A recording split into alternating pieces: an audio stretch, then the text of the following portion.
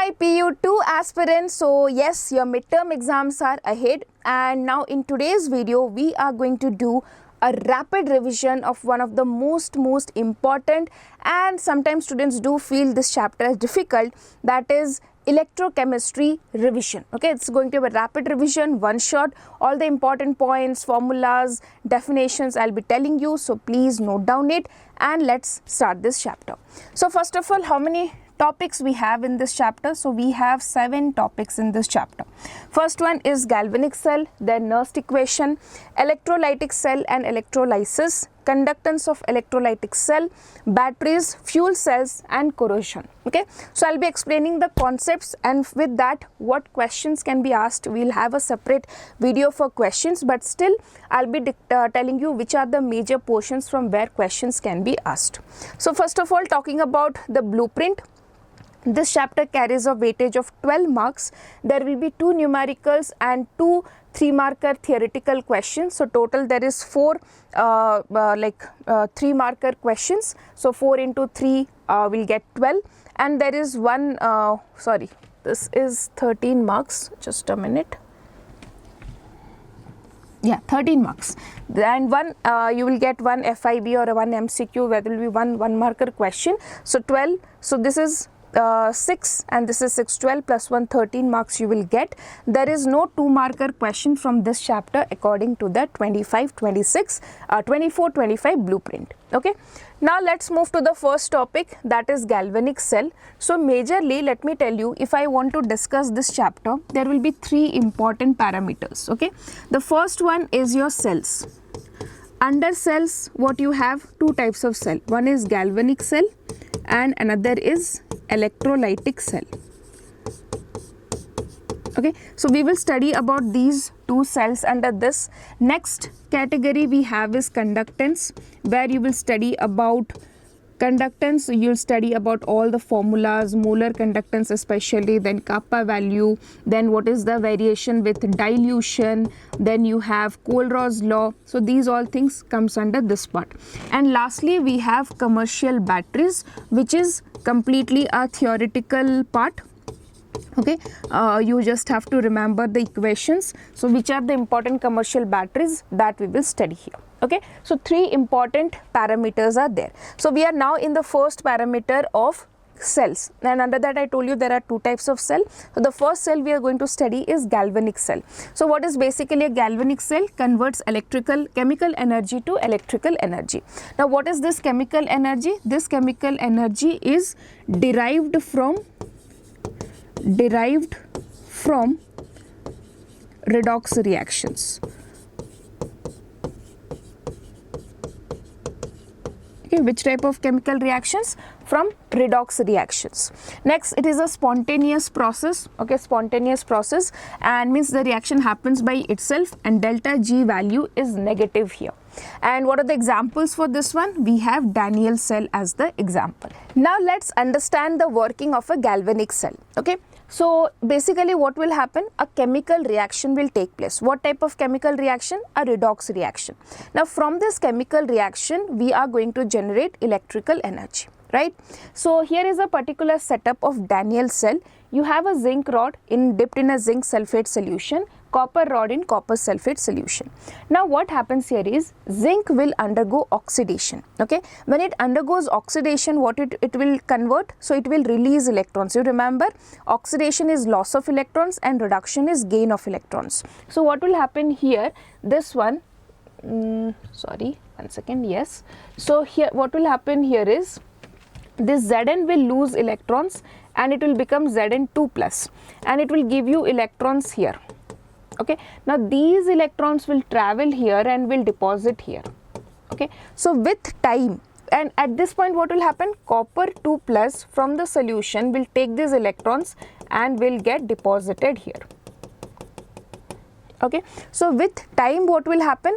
Zinc will get thinner and thinner and copper will get thicker and thicker. Okay, so zinc is where oxidation is taking place, copper is where reduction is taking place. So now what happens after some time, due to this flow of electrons from the external circuit, we get a current produced here, and you know the flow of current is opposite to the direction of flow of electrons. So that is why this side there is flow of current and this side there is flow of electrons. Now next what we have, how do we see? So what are the reactions that we have? So there are three types of reaction you should be knowing: the anode reaction, the cathode reaction, and the overall cell reaction. So what is the reaction here at anode? If I want to write the anode reaction, so at anode what takes place? Oxidation takes place. And what is oxidation? Oxidation is loss of electrons. So what will happen? Zn here, Zn will lose electrons to become Zn2 plus and then 2 electrons.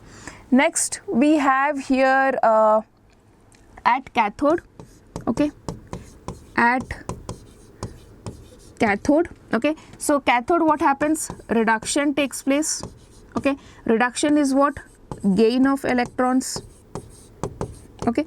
So copper 2 plus, okay, will gain these 2 electrons and become copper, right? So this is the anode reaction, this is the cathode reaction. Now what is the next reaction which I was talking about? The next reaction is overall reaction. What do you mean by overall reaction? Overall reaction is when you add both of them. So you can see 2 electrons I can cancel. So you'll get Zn plus Cu2 plus gives Zn2 plus plus C. Okay, so this is the overall cell reaction we have. Now here what you should remember is that the number of electrons lost and the number of electrons gained is always equal. If it is not equal, you should make it equal. Okay, electrons lost and electron gained should be equal. Now here I want to tell you a mnemonic to remember: LOAN. What is L? L stands for left hand side. What is O? O stands for oxidation, A stands for anode, and N stands for negative. Okay, now here I want to tell you that the left side by convention is always where oxidation takes place. Now what is the charge of this electrode? So if you see here, the anode is where the electrons are produced, right? So anode will be negatively charged and cathode where electron is consumed, so cathode will be positively charged. But that is not the always correct. Okay, what is the definition of anode? How will you define anode? Anode is a electrode, okay, it is always true. Anode is a electrode where oxidation takes place, and cathode, or I can say cathode, is a electrode. Cathode is a electrode where reduction takes place. This is always true. Anode oxidation, cathode reduction. Anode here in the galvanic cell, anode is negative, cathode is positive in the galvanic cell. Okay, so next, left side is always oxidation. Oxidation always takes place at anode, and anode is negative only for galvanic cell. Okay, so how will you define anode? Always remember the electrode at which oxidation takes place. How will you define cathode? The electrode at which reduction takes place. Moving forward, here we have yes, cell notation. Okay, now let's talk about cell notation. What is cell notation? It is a way to represent the cell, okay, or to represent the cell diagrammatically. You don't have to draw this cell every time. You can use cell notation to represent it. So how do we do that? So you have to start with the left hand electrode. So Zn rod is there. Okay, then it is dipped in Zn2 plus solution. So then Zn2 plus is aqueous medium. Then you have a salt bridge. So so I'll start with here, right? So Zn, what is its state? Solid state. So I have to represent that. Then Zn is in contact with Zn2 plus. So we'll draw a line which separates the medium. Then you have Zn2 plus aqueous medium. Okay, after that, that is in contact with salt bridge. Okay, now this salt bridge is in contact with Cu2 plus ion, aqueous medium, right? Then this Cu2 plus ion is in contact with copper rod, which is a solid one, right? So that is how you represent a cell. And here the Zn2 plus concentration can also be written, copper 2 plus concentration can also be written. Now this side, the left side, is always for oxidation, and this one, the right side, is always for reduction. Okay, now moving forward, we have something called as electrode potential and its measurement. So before we discuss what is the measurement of electrode potential, let us first understand what is electrode potential. So if you see in this rod, what happens, Zn2 plus is coming out, right, and it is giving electrons on the rod. So now there's a charge difference. The rod is negatively charged and the solution is positively charged. There's a charge difference here, right? So whenever there's a charge difference, there is a potential difference generated here, and this potential difference is called as potential gradient or electrode potential. What is electrode potential? Electrode potential is nothing but the potential difference between the electrode and the electrolyte. Okay, the potential difference between the electrode and the electrolyte. Now here on the left hand side, oxidation takes place. So here we get an oxidation potential, and here reduction takes place. Here we get a reduction potential. Okay, so what we will get at anode, what is the just a minute.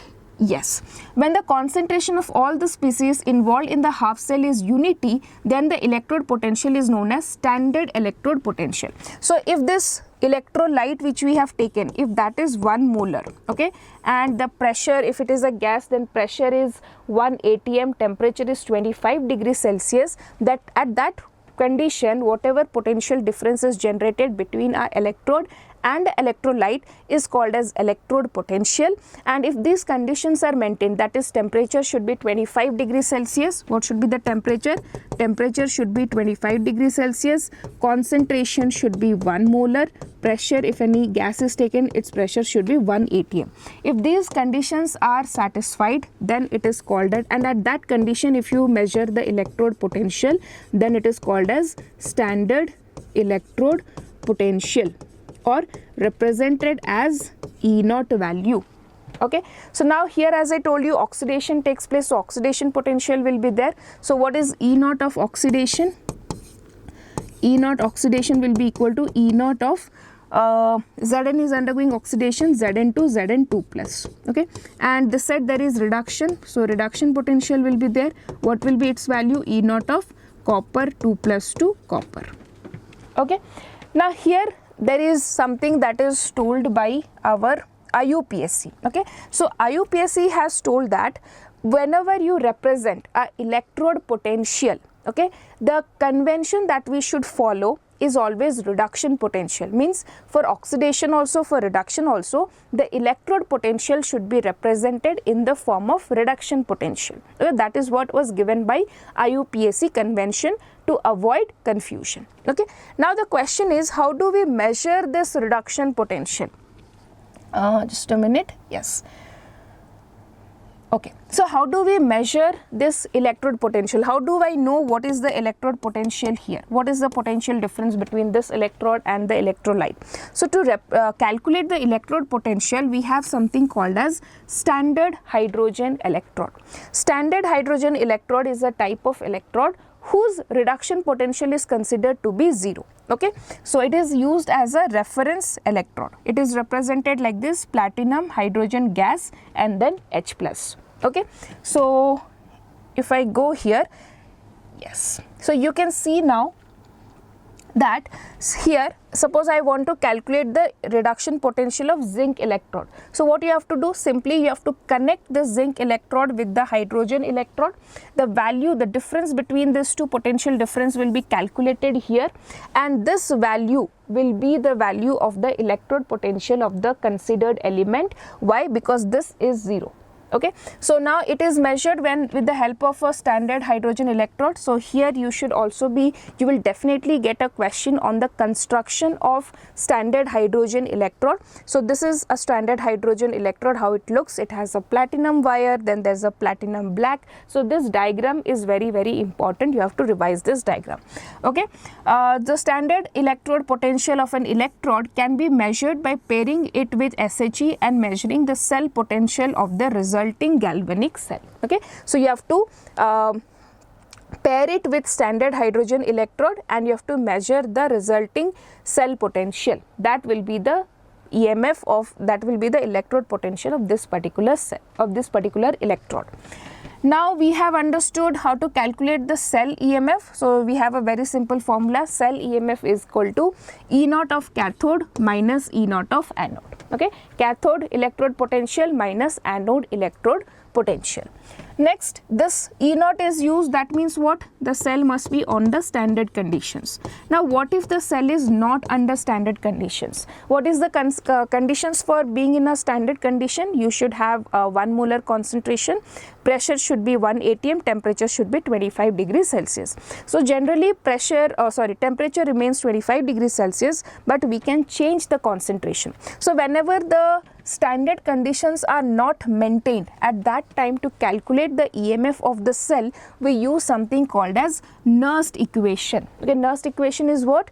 To calculate the cell EMF under non-standard conditions. When I say non-standard conditions, it represents or it says about that is one concentration should be different. Okay, concentration is not 1 molar. Now when I study about Nernst equation, we have two types of Nernst equation, for an electrode and for a cell. Okay, so let's see the Nernst equation for an electrode. So if you have Mn plus and it gains n electrons to give you M solid. Suppose this is the electrode. So how do we represent its Nernst equation? So it is represented in this way. E is equal to E naught minus RT by NF ln, product divided by reactant. Product is M divided by Mn plus. Now if you see here, if I just modify it a bit, so what I'll get here, this solid concentration is taken to be 1 always, so that becomes 1 here and you will get Mn plus. Now here we haven't got the final equation, we can further modify it, so I'll get E of Mn plus to M is equal to E naught of Mn plus to M, okay, minus, okay, this one if you convert it into log, you'll get 2.303 RT by NF log of 1 by Mn plus. Now if I substitute all these values, 2.303 R, temperature and the Faraday's value, this value can be, or this equation can be written like this: E of Mn plus to M is equal to E naught of Mn plus to M minus 0.059 by N log of 1 by Mn plus concentration. Okay, so we got this equation. Now what I have here is the equation for the cell. Okay, now if you have a cell, how will you write? So the same thing, we will write E of the cell is equal to E naught of the cell. Now how you would have calculated E naught of the cell? E naught of the cell will be calculated using E naught of cathode minus E naught of anode. Now how will you know which is cathode, which is anode here? The nickel which is undergoing oxidation, right, 0 to 2 plus, the oxidation number is increasing. So this is oxidation, so that is your anode. Okay, and Ag plus to Ag, that is which reduction, is your cathode. Okay, so E of the cell is equal to E naught of the cell minus 0.059 by N log of product divided by reactant. So product side you have Ni2 plus ion, okay, and reactant side you have Ag plus ion. Square you have to mention if there is any power here. Okay, now what is this N here? N is the number of electrons involved. Clear? So that is the Nernst equation for a cell, and the previous one was the Nernst equation for a electrode. Now we have moving forward, yes, we'll talk about something called as equilibrium constant. Now when the cell is at equilibrium, okay, so from the Nernst equation if you have seen, E of the cell is equal to E naught of the cell minus 0.059 divided by N log of product concentration divided by reactant concentration. Product and reactant should be both ions, right? Now when the cell is at equilibrium, this particular value is equal to 0. Then what I'll get? E naught of the cell will be equal to 0.059 by N log of. Since it is at equilibrium, this ratio is called as log K or equilibrium constant. E naught of the cell is equal to 0.059 n by n log K. Okay, so this is the equation that we will get. Now moving forward, next we have Gibbs free energy. Okay, Gibbs free energy formula is delta G is equal to minus NF E naught of the cell, or delta G is equal to minus 2.303 RT log K. Okay, these are the two equations that you have to remember. Moving forward, next to the electrolytic cell. So what is an electrolytic cell? It converts the electrical energy to chemical energy. Okay, it is a non-spontaneous process, and the anode is positive and cathode is negative here. And examples, it is used for obtaining pure metals. Now moving forward to Faraday's law. Okay, so Faraday's law, we have two types. So what is Faraday's law? See, we have understood that in an electrolytic cell, what happens? Electrical energy is converted to chemical energy. If the chemical energy is there, converted to chemical energy, there will be some chemical reactions, right? Chemical energy is there, means there will be some chemical reactions. If chemical reactions are there, products will form. So with this Faraday's law, we calculate how much product is formed. What is the amount of product that is formed is calculated by using Faraday's law. So there are two laws, Faraday's first law and Faraday's second law. Faraday's first law, what is its definition? Let's see. Faraday's first law tells that, very simple, how much chemical reaction will take place. Okay, how much chemical reaction will take place, that depends on how much electricity is passed or how much current is passed through the electrolyte. The first thing. So now coming to formula, M is equal to Z into I into T. Now Z is called as electrochemical equivalent. Its formula is molar mass divided by N into 96500, where N is the number of electrons involved. I is current and T is time, and remember the time should always be in seconds. Okay.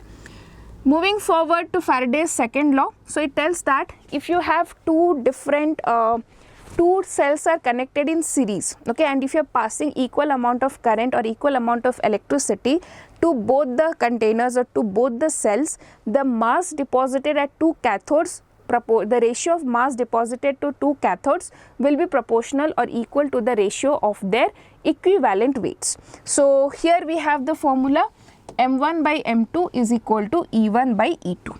Okay, what is E1 by E2? Equivalent weight. What is the formula of equivalent weight? Molar mass by N factor. Molar mass by N. Okay. Now moving forward to next topic, that is products of electrolysis. So when the cells will undergo electrolysis, we will have different types of product form. Okay, so what is the basic process of electrolysis? So if you have an electrolytic cell, in that you have two electrodes. Okay, so you have one side positive electrode and one side negative electrode. Okay, and here we have electrolyte. Electrolyte will be like A plus and B minus. So what will happen, this B minus will move towards the negative positive electrode and A plus will move towards the negative electrode. Okay, so here what will happen, B minus, so there is oxidation here at anode, so B minus will undergo oxidation, A plus at cathode it will undergo reduction. So this is anode and this is cathode, and here you can see in an electrolytic cell the anode is positively charged whereas the cathode is negatively charged, but still anode is where oxidation takes place and cathode is where reduction takes place. So that is why I told you not to define anode and cathode on the basis of their charge, because it may change, it will change, but definitely the process that occurs at anode is always oxidation, the process that occurs at cathode is always reduction.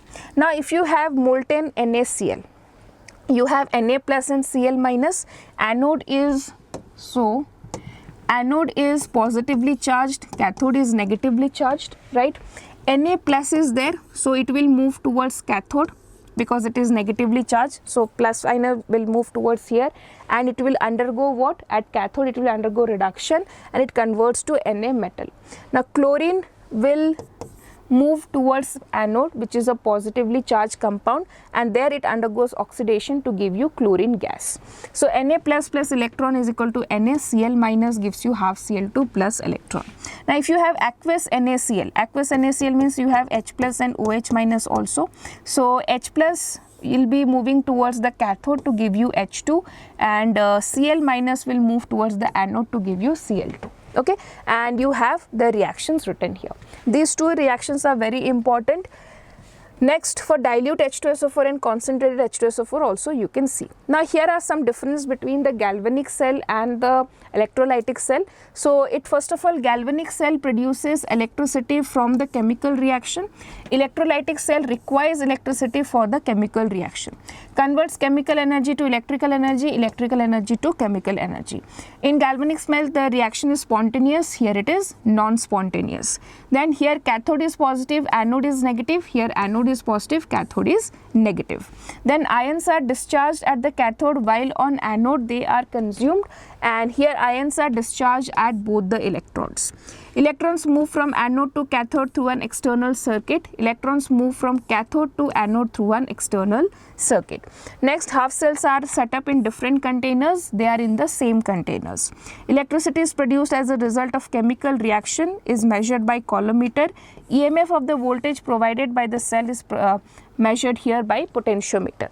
Now, galvanic cell has its application in batteries. Electrolytic cells are used in electroplating or in the purification of metal. Next, we have that is conductance of electrolytes. So this is very important.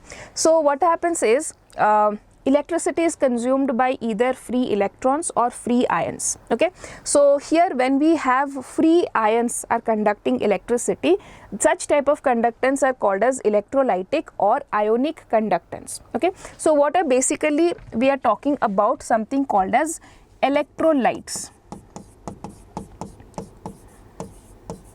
Okay, so what is electrolytes here? Electrolytes is something which contains iron. Contains ions. What type of ions? Positive ion and negative ion. Okay, it contains positive ion and negative ion, right? So now these ions will conduct electricity. How it is affected, what factors are responsible, that all things will be considered under ionic conductance. So what are the factors affecting this ionic conductance? So you have 5 factors. You should remember this can be a very simple to the point 3-marker question. So it depends on the nature of the electrolyte, then it depends on the size of the ions, it depends on the solvation effect, it depends on the concentration of the electrolyte, and then temperature. Okay. Moving forward, we have some definitions, some terms that you should be knowing. So first of all, I have resistance, okay, and its symbol is R. Resistivity, its symbol is rho. Conductance, the symbol is G. Conductivity, kappa or K. Cell constant, G star. Molar conductance, lambda m. Okay, their units also have given you. Resistance is ohm, rho is ohm meter or ohm centimeter, G is Siemens or ohm inverse or S, kappa is ohm centimeter, ohm inverse, meter inverse or S meter inverse or S centimeter inverse, G star is centimeter inverse, lambda S m square mole inverse or S centimeter square mole inverse. Now here we have the list of formulas. Just a minute. Yeah. So you can see all the formulas here, and I want you to take a screenshot of this or write down this one. So what is resistance? Resistance is equal to rho into L by A. What is rho? Rho is resistivity. So what is then resistivity? Resistivity will be R A into L. Now the inverse of resistance is called as conductance. Okay, so 1 by R. 1 by R is conductance, which is represented by G. Now inverse of resistivity is called as kappa. Okay, so here this conductivity is what? 1 by rho. 1 by rho is equal to kappa, or can be written as A by LR. Just a minute. Yeah, so it will be LR by A. I think I have written here wrong. Yeah. Okay, so 1 second. I have rho R A by L. Yeah, L R by A. Yes, this is the formula. please check it. Next you have cell constant is L by A, and you have molar conductivity is kappa into 1000 by C. Okay. Next, moving forward, the variation of kappa and molar conductivity with concentration. So first of all, molar conductivity increases with the decrease in concentration, okay, and you have kappa also I have written, molar conductivity increases with the decrease in concentration for both strong and weak electrolyte. Okay, this is because the total volume of the solution containing 1 mole of electrolyte also increases. Okay, so what is the reason here? If you see, lambda m formula is equal to what? Kappa into 1000 by C, right? Now when the volume increases, concentration will decrease. Why? Because concentration formula is number of moles by volume. So if volume increases, concentration decreases, and if concentration decreases, molar conductivity will increase. Okay, now talking about the kappa value. Okay, so conductivity, the kappa value decreases with the decrease in concentration for both strong and weak electrolyte. This can be explained by the fact that the number of ions per unit volume that carry the current in a solution decreases on dilution. So what is kappa? It is actually the number of ions or number of ions carrying electricity per unit volume. Okay, so for example, you see here, okay, I have this 1 unit of volume is present. There were 4 ions here which was conducting electricity. Now you increase the volume here. Now what you have done? You have increased the volume. This is 1 unit volume, this is 2 units of volume, right? Now when you have added, the ions will start flowing. So suppose it is now distributed like this. So the number of ions per unit volume has decreased. Now it is only 2. So if the number of ions per unit volume decreases, the conductivity will decrease. Okay, now here one very important question regarding the variation of molar conductivity with dilution. We know that it increases, but how it is differ for weak electrolytes and for strong electrolytes? So for weak electrolytes and for strong electrolytes, for both of them the molar conductivity increases, but in case of weak electrolytes the increase is too high, whereas in strong electrolytes the it increases but not that much. So that you can is properly evident in this graph. So let us first understand this, then we'll go further. So if you see, KCl is a strong electrolyte, okay, CH3COH is a weak electrolyte. Now suppose you see at this concentration, when the concentration was higher, this was the molar conductivity. Now when you decrease the concentration, you keep on decreasing the concentration, you see that the conductivity has increased here. So what is the increase in conductivity? This much, from 0, or I can say from almost 100 or 1 to 400 it has become. The increase in molar conductivity is very high in case of weak electrolytes. Now let's talk about strong electrolytes. If you see here, okay, this was the value when the concentration was high, and when you decrease it, it also increased. But how much is the increase? This is the increase. When the concentration decreased, the molar conductivity increases by this much, which is very small as compared to weak electrolyte. So the molar conductivity in weak electrolyte increases much more than the increase in molar conductivity of strong electrolytes. Now what is the reason for that? So in strong electrolytes what happens? In case of weak electrolytes what happens? When you dilute it, its dissociation increases. When the dissociation increases, number of ions increases, so the molar conductivity will increase. Now talking about strong electrolytes. In strong electrolytes what happens? When you add or when you dilute it, the strong electrolyte has positive ion and negative ion. They are very close to each other, okay, so they move slowly because they are strongly held by each other. But when you dilute it, you add a lot of water, these ions separate and they can move at their own speed. Their mobility increases, as a result of which the strong electrolyte conductivity increases. Okay, so in case of strong electrolyte, when you dilute it, only the mobility increases, but in case of weak electrolyte, when you dilute it, the number of ions produced increases. So that is why the increase in molar conductivity in weak electrolyte is much higher or is much significant as compared to that of strong electrolyte. Okay, now moving forward here to the equation, there is a d by Huckel equation. This diagram that we are seeing here is drawn from this equation. Lambda m is equal to lambda naught m minus a root over of c. okay, where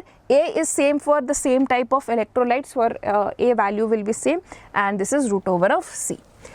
Now talking about something called as Kohlrausch law. So what is Kohlrausch law? Kohlrausch law says that when the concentration, so if you see here, let's go back to this graph. So if I want to calculate the molar conductivity at infinite dilution, means when there is zero, this very less concentration, if I want to calculate the molar conductivity, can I calculate?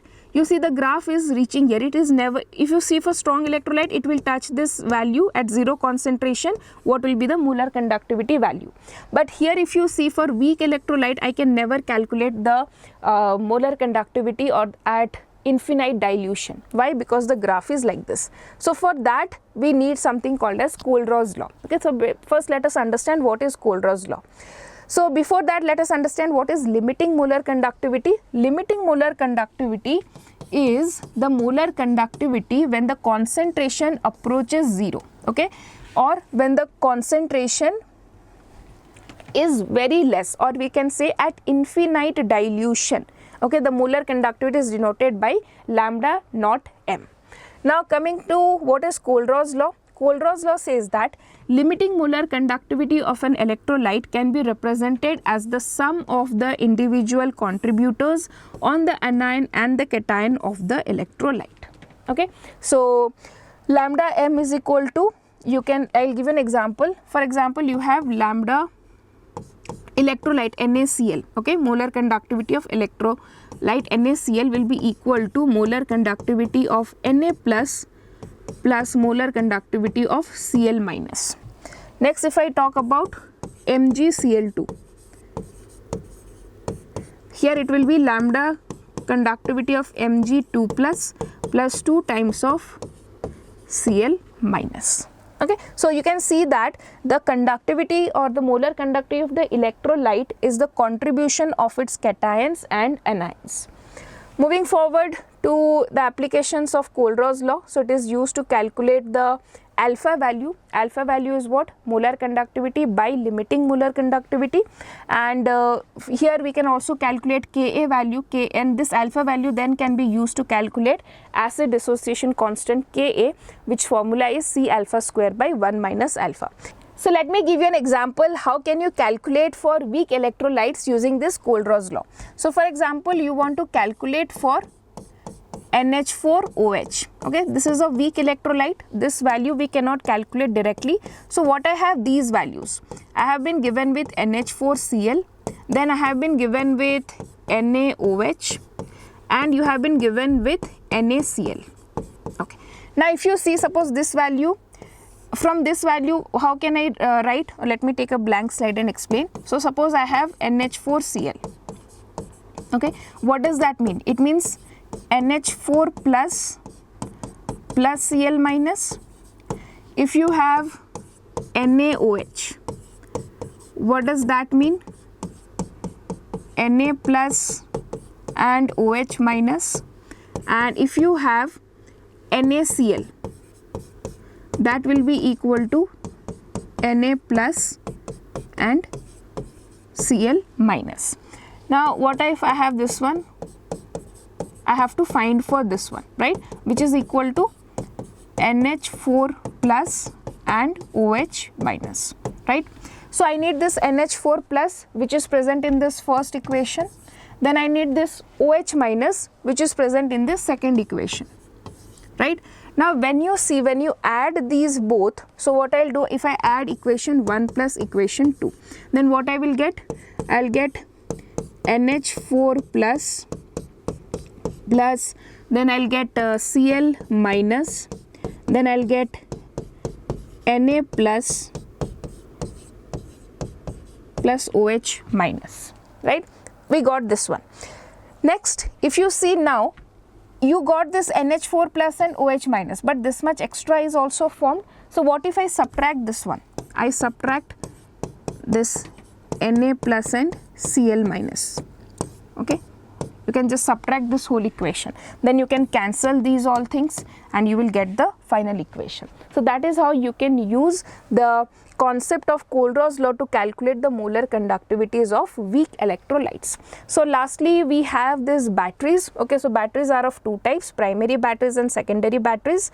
So primary batteries which we cannot recharge can be used only once. Secondary batteries which can be charged again and again, or which is you can charge it. So example of primary batteries, we have dry cell, or which we call it as Leclanche cell, and mercury cell.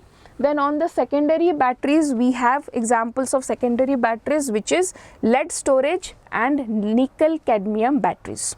Now coming to this one, dry cell. So you can see in dry cell you have zinc electrode and MnO2 is there in the cathodic reaction. In mercury cell we have again zinc as the anode and mercury as the cathode, HgO. And then this all reactions you don't have to remember, but yes, definitely lead storage battery reactions you must remember. What is the anodic reaction and what is the cathodic reaction. Now when you discharge it, okay, so nickel cadmium reaction is also given. Lead reaction, when I combine in, this is the final lead reaction. You can see Pb is converted to PbSO4, or it is oxidized, and PbO2 is reduced to PbSO4. Now when there is when there is charging, so I told you that lead batteries can be charged again and again. So when you charge this one, the reverse reaction takes place. So the PbSO4 on anode and cathode is converted to Pb and PbO2 respectively. This type reaction takes place. PbSO4 gets converted to Pb and PbO2 respectively. Okay. Next we have something called as fuel cell. So fuel cell is your something where we use, so in all other galvanic cells we have seen that redox reactions or the chemical energy from redox reactions are used to convert to electrical energy. In fuel cells what we do, we convert the energy produced from combustion reactions to fuel to electrical energy. And here we talk about the hydrogen oxygen fuel cell. So you have taken, so this diagram is very important, you should remember. So hydrogen and oxygen are bubbled, the oxygens given are bubbled here, and the catalyst that is used here is finely divided platinum or palladium, and then the reaction takes place, okay, and we get water as the final product. So cathodic reaction is here, anodic reactions is there, so please remember this one, and the overall reaction also. Next we have corrosion. So what is corrosion? Corrosion is generally, so what happens in corrosion, you have iron at one place, okay, so iron at one place actually gets converted to Fe2 plus, okay. Now this Fe2 plus releases 2 electrons, so these 2 electrons move to a different site and there they help in reduction. So you can see the oxidation reaction, the reduction reaction, and the overall reaction. So please remember this reaction, that is required in your exam. This question may be asked. So with this we have revised the entire chapter, okay. I know the video was a little bit lengthy, but yes, please focus on these from where many theoretical questions will be coming. So the next video coming will be your 1 marker questions of all the electrochemistry FIBs and MCQs. So do watch that, revise it, make notes, and let's get ready for our midterm. Thank you so much. If you have any doubt, put down in the comment section, I'll definitely address it, and all the best.